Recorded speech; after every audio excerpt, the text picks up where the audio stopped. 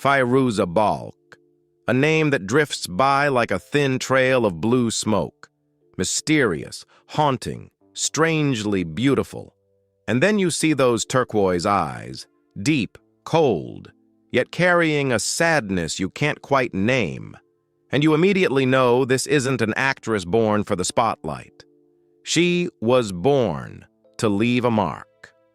Audiences of the 1990s could never forget Nancy Downs in The Craft. A rebellious witch, furious, magnetic, impossible to imitate. But the strange thing is this. Even when the movie has aged, even when Fairuza never lived as a blockbuster star, that image still clings to the minds of viewers nearly 30 years later. Why? Perhaps because behind that character was a woman carrying a truth more real, darker, and deeper than any role she ever played. A child who grew up without a stable home. A sensitive soul forced to stay guarded in a world too loud. An artist whom Hollywood tried to trap inside a single image, only for her to fight her way out of it. She has tasted glory, been misunderstood, vanished into silence, been worshipped, and then chose to step back to avoid dissolving into someone she was not. So who exactly is Fairuza Balk? A goth icon? A cinematic witch? Or a wandering soul searching for a place where she could finally breathe? Her journey is not a story of dazzling lights. It is the story of a woman daring to live truthfully, despite the cost. And it all begins here. Fairuza Balk was born in 1974 into an artistic family that never quite became a sanctuary. Her father, Solomon Feldhaus, was a wandering musician, a man who carried music across distant lands, living a nomadic life, choosing freedom over stability. Her mother, Catherine Balk, was a belly dance performer who spent her youth on stages and touring roads. Two artists, two drifting souls, and Fairuza grew up right at that intersection. Her childhood was not tied to a single home, but to movement. From California to Turkey, then Canada, Oregon, each place held them only briefly before they moved on again. She was a child who had to learn how to adapt before she learned how to make friends, who had to observe before she could trust anyone. That constant uprooting carved a truth deep inside her. The world was not safe, and the only place she could rely on was herself.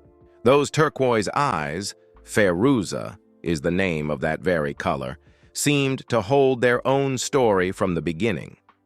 Adults called her a strange child, quiet, yet sharply observant, fragile, yet encased in a frightening shell, always standing somewhere between light and darkness. And that unstable childhood planted the seed of an extraordinary personality. Independence bordering on extreme, sensitivity that rarely showed itself, and a quiet distance she maintained from the world around her. A personality that would later shape the most haunting roles of her career. Fairuza's path into the arts, much like her childhood, would never follow a smooth or straight line. And that truth became the spark, the first flame, leading into the next chapter. Fairuza stepped into acting not because she dreamed of stardom, but because it was the first place she ever felt stable.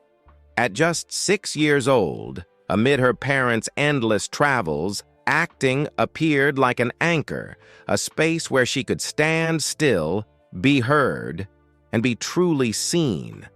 No constant school changes, no exhausting attempts to blend in. On a film set, everything had structure, a beginning and an end. For a child without a home, it was nothing short of magic. A major opportunity arrived early. At the age of 11, she was cast as Dorothy Gale in Return to Oz, 1985, a demanding role for any young actor, let alone a girl who had always felt like an outsider looking in. But on set, Fairuza stunned everyone.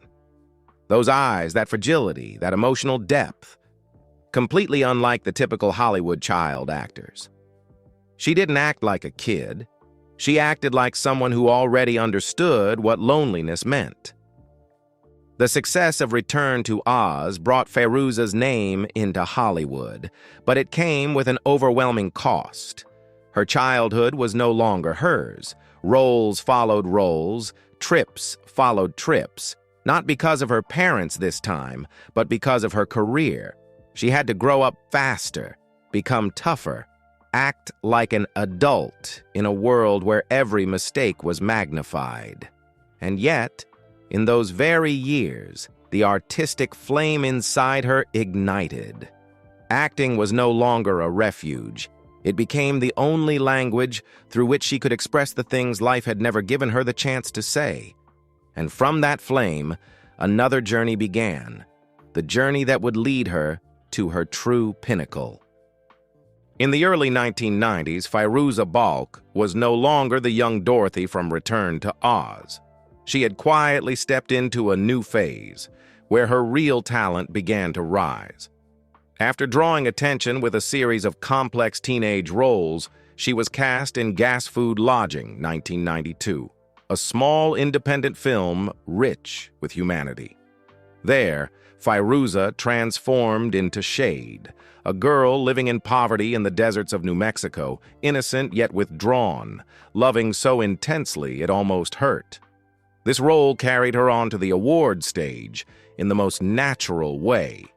Fairuza won Best Actress at the Independent Spirit Awards, a victory that resonated powerfully within the indie film community, enough for Hollywood to look again and realize that the girl with the turquoise eyes was not a second-tier performer. She was an emotional force rare to find.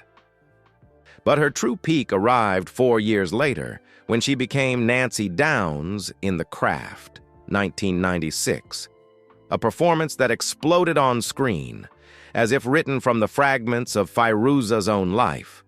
When she smiled, you saw madness mixed with desperation. When she raged, it wasn't the rage of a character. It was the shadow of a soul, carrying old wounds. The film turned her into a gothic icon, a dark queen of the 90s whose presence audiences still cannot forget. She and Robin Tunney even won an MTV Movie Award, proof that Fairuza's power didn't lie only in art house acting. It reached mainstream audiences as well. Her range expanded quickly. In American History X, 1998, Fairuza shed every trace of her rebellious witch persona to become Stacy, the extreme, controlling, toxic girlfriend of Derek Vineyard. In just a few seconds of screen time, her eyes alone were enough to unsettle viewers. That same year, she swung 180 degrees into comedy, playing Vicky Valancourt in The Waterboy, a role that helped turn the film into a surprise box office hit. By 2000, Fairuza appeared in the beloved film Almost Famous, then continued taking on intense indie roles such as in Personal Velocity, which won major awards at Sundance. Looking at all these achievements, it becomes clear why Fairuza Balk's stardom feels so unique. She never relied on beauty. She refused safe characters. She never chased fame. Her glow came from portraying people who lived in the shadows, those who were unloved, imperfect, wounded, yet so real that audiences saw a piece of themselves in them. And it was this rare kind of stardom that lifted her to the top, while also opening the cracks that would push her life into another chapter, darker, more turbulent, and full of conflict with Hollywood itself. When the fire of The Craft was still blazing, when the image of Nancy Downs became the underground icon of an entire generation, Fairuza Balk was forced to face a brutal truth. Hollywood didn't want her real self. It only wanted the Nancy version of her, rebellious, dark, untamed. And that was the beginning of a hidden storm in her life. Fairuza had never lived inside a mold, but the industry insisted on putting unusual actors into neatly labeled boxes. The gloomy goth girl, the damaged woman, the outsider who doesn't belong. For a sensitive artist, that wasn't an opportunity, it was a cage. She slowly realized that the very thing that made her shine could also trap her in a persona she never chose. Unlike many actors of her era, Fairuza didn't step into high-profile relationships, didn't chase scandal, didn't use the spotlight to maintain fame. She lived quietly, almost withdrawn from the entertainment world. Solitude became her routine, but also a shadow that kept tightening around her. Those years left very little public information about her, and that silence spoke volumes. She was fighting a private battle with herself, with the pressure of her craft, and with the weight of expectations pressing on her shoulders. For Fairuza, love and family were never the center of her life. She never married, never built a family, never maintained long-term relationships. Not because she couldn't love, but because her heart, shaped by a nomadic childhood, had learned to protect itself with distance. Short-lived romances, half-formed connections, none of them lasted. But more painful than loneliness was being misunderstood. Being labeled rebellious because of her sharp features. Being seen as darkness because of her deep eyes. Being judged through her characters rather than through who she truly was. This was the period when the world assumed Fairuza was doing fine. Yet inside her, a silent storm was gathering. A storm without noise, but one capable of shattering every sense of safety she had ever known. And when that storm reached its peak, her life turned sharply. Fairuza began disappearing from mainstream cinema, stepping toward the darkest chapter of her journey. Fairuza Balk's disappearance didn't happen in a burst of noise. There was no scandal, no controversy, no dramatic retirement announcement. She simply faded, quietly, like a flame drawing itself inward against the wind. But to understand why, we must look at the silent wounds she carried throughout the 1990s. After The Craft, Hollywood wanted only one version of Fairuza: dark, rebellious, strange, exactly the mold they had built for her. Directors loved the knife-sharp look in her eyes. Producers adored the intensity she could create with just a slight curl of her smile. But when she tried to break out of that box, they had nowhere to put her. Fairuza was too intense for sweet roles, too unique to be background beauty, and too authentic to bend to the artificial demands of the studio system. Instead of expanding, the door in front of her slowly narrowed. At the same time, her internal wounds, isolation, loss of direction, the fear of being misinterpreted, only deepened. She continued taking small roles in Almost Famous and Personal Velocity, but they couldn't erase the feeling that Hollywood was no longer a safe place for her. And when an artist no longer feels they belong in the place they once called home, there is only one thing left to do: leave. So Fairuza chose to disappear. Not to collapse, not to surrender, but to withdraw from a battle she knew she could never win without sacrificing her identity. During those years, she vanished from red carpets, stopped giving interviews, and her name disappeared from major projects. She lived quietly, almost invisible to Hollywood. Yet in that silence, she began to find something fame had never given her: freedom. Her disappearance wasn't a fall. It was more like a ritual, a shedding of layers, the profession, the expectations, the gaze of the world, to return to the deepest part of herself. And in that stillness, seemingly dark but profoundly necessary, a new healing journey began to take shape. A journey she had never been allowed to experience throughout her chaotic youth.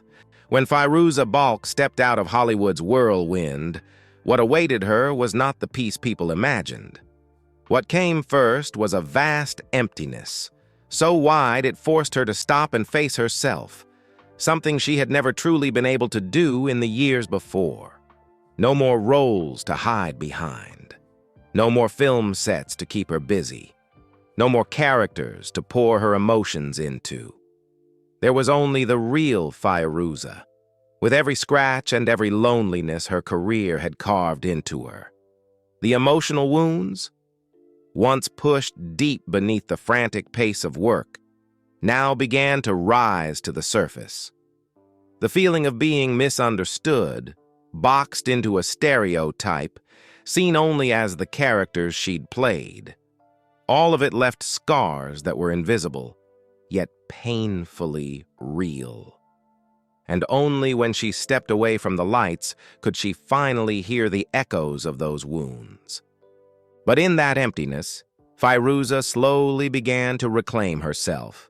She turned to painting, to music, to crafts that required no perfection, no judgment, no performance.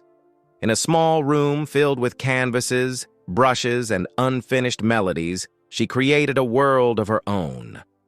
A place where nobody demanded she resemble anyone, play anything, or be strong in any prescribed way. Music helped her release the things she couldn't say. Painting helped her reach the corners of her soul she had once avoided. Creativity became the key that untied every knot inside her. Little by little, Fairuza relearned how to live gently with herself, something her unstable childhood and too early fame had stolen from her. She understood that silence was not failure, but sometimes the only way for a heart to find its own rhythm again after so many years beating for others. The scars remained, but they were no longer something to hide. They became proof of the journey she had survived and of a quiet strength that only those who have lived deeply can ever truly possess. After years of withdrawing from the spotlight, Fairuza Balk did not return to Hollywood with a grand announcement or a shocking role. Her rebirth arrived much more quietly, like a new breeze slipping into a closed room. She didn't chase a comeback to the top, didn't strive to prove anything, and didn't attempt to revive the public's nostalgia. Instead, she chose a gentler path, the path of freedom.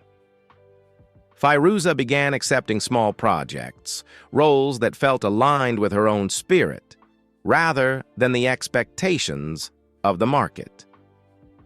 She voiced animated films, appeared in independent series, and joined art-centered projects that only true lovers of cinema would notice. There was no pressure to shine. Every appearance now felt like a discreet greeting to the viewers, who still remembered the turquoise eyes that once haunted the big screen. But her greatest return didn't happen in film. It happened in the quiet, everyday life she chose for herself. Fairuza painted more, made more music, joined small exhibitions, and turned creativity into a habit, not a race.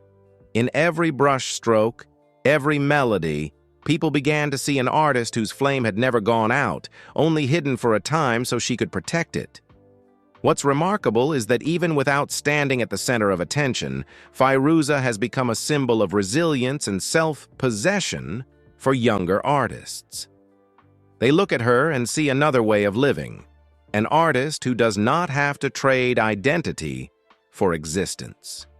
She shows that sometimes rebirth isn't about returning to the place where we once fell, but about finding a different place, quieter, truer, and more our own. In the silence she has created for herself, Fairuza Balk has not vanished. She is simply living by the rhythm of her own heart, a rhythm slow, deep, and full of freedom. The kind of freedom no spotlight could ever give. Though she was never the kind of star with dozens of blockbusters or a career stretched endlessly across red carpets, Fairuza Balk still carved an irreplaceable imprint on popular culture. She became the symbol of the outsider, the ones who don't quite belong to the world, yet carry a fierce inner truth no one can ignore. Nancy Downs in The Craft was not just an iconic role of the 1990s. She became the face of a teen generation that loved to rebel, break the rules, and live honestly with their own darkness. That image continues to inspire today. From goth and punk aesthetics to the rise of sharp-edged, emotionally complex female characters on screen. Many young actresses, from Jenna Ortega to Anya Taylor-Joy, are walking paths that Fairuza helped create. A way of acting that is deep, cold, strange, and shatters every gentle femininity mold Hollywood once enforced. Beyond cinema, Fairuza became a symbol for artists brave enough to walk away from the lights to protect their identity. Audiences admire her not for how often she appears, but for the absolute authenticity she brings to every role, every project, every moment she stands before a camera. In the independent film community, Fairuza is regarded as a pioneer of female characters who are imperfect yet painfully real. In popular culture, she represents a different kind of beauty, the beauty of strangeness, of a soul that refuses to bend to convention. And at the deepest level, Fairuza's greatest legacy may be this. She proved that to be remembered, you don't need to become a blazing star. You only need to become yourself, fully, without compromise. That is why, even as time moves on, the name Fairuza Balk remains in the minds of film lovers, like a small, peculiar mark that never fades. As Fairuza Balk's journey comes to a close, we're left with a simple yet profound truth. Not everyone born in the light wishes to live in it forever. Some souls only truly bloom when they are allowed to move at their own rhythm, even if that rhythm is quieter, slower, and runs against every expectation. Fairuza is one of those souls. She arrived in this world with intensity and then quietly stepped away from the center so she could protect the truest part of herself. And perhaps that is the greatest message her life leaves behind. That holding on to your identity can matter more than any glory. A person is not measured by how often they stand before the public eye, but by the depth they leave in the hearts of those who have truly heard their story. If Fairuza Balk's journey stirred something in you, a moment of empathy, a quiet reflection, or simply a fondness for souls who walk a different path, feel free to share your thoughts in the comments below. And if you'd like to follow us as we continue exploring the stories rarely told, the lives gentle yet heavy with meaning, please consider liking and subscribing so that the next story won't lose its way before it reaches you. We'll see you in the next chapter, where another journey is waiting to unfold.